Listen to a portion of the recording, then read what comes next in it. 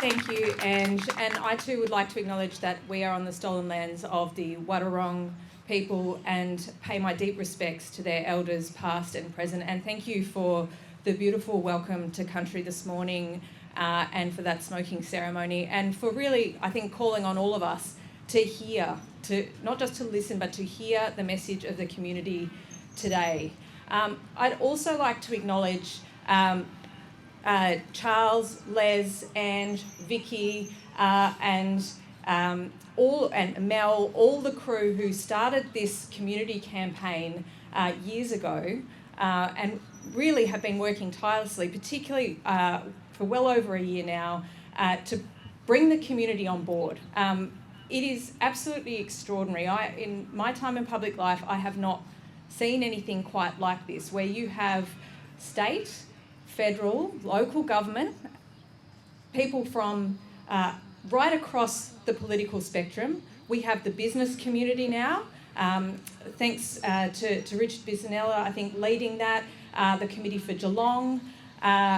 We have environment groups. We've got Geelong Sustainability, Environment Victoria, Environmental Justice Australia. I haven't seen anything like this, where we have this level of community opposition to a project.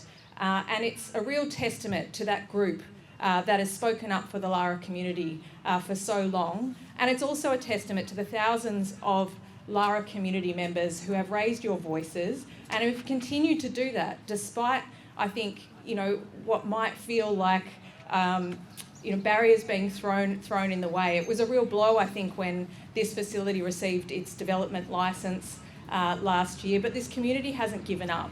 And it's, I've been so proud to stand by this group and to support this group from the get-go.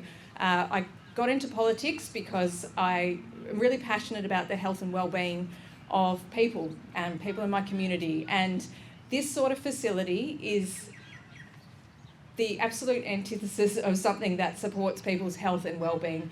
We know that incineration, waste incineration, is an absolute disaster on a whole lot of fronts. It's terrible for the climate and for the environment. It is one of the most energy-intensive ways to generate electricity. That's just a bit of greenwashing. It is a terrible idea when we're in the middle of a climate crisis. But you put that aside, it's terrible for people's health and well-being. We have evidence that shows that, particularly for those living in the vicinity of these facilities, but also anywhere downstream where the wind might blow, that there are negative health impacts for those people. Then there are the people who may be affected as a result of the toxic ash that these facilities generate. That has to be buried, that has to go somewhere. It leaches into the environment, it has effects. It's also really bad for our economy, and that's because we need to be generating incentives to find new ways to deal with our waste, innovative ways to deal with waste. And all this does is undermine those economics. So it's a disaster on all fronts, and we see countries around the world trying to get out of this at the moment. This isn't just a Lara problem, and while I think that it would be extraordinary to see this one knocked off, we have representatives from the Wallet facility who are fighting this same campaign in Wallet at the moment. There are councils in other parts of Victoria that are being asked to sign decades-long contracts with a waste incinerator in Marysville. Now, that's locking them into having to supply a similar sort of facility with huge volumes of waste for decades to come. This is happening across the state, and waste incineration is just a terrible idea. It's the lazy way out.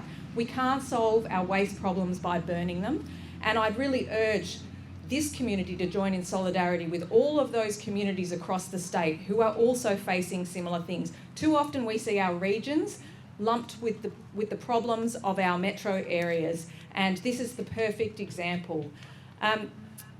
Finally, I'd like to say that there is one person at the moment who has the power to stop it in an instant, the Planning Minister. With the stroke of a pen, the Planning Minister could knock this facility off. I don't quite know what more this community could do, what more opposition you could find, but we clearly need to find it. So until that pen stroke is made, this community needs to keep up the fight, and I'll be with you the whole way. Thank you. Join us as we say, no incinerator for Geelong.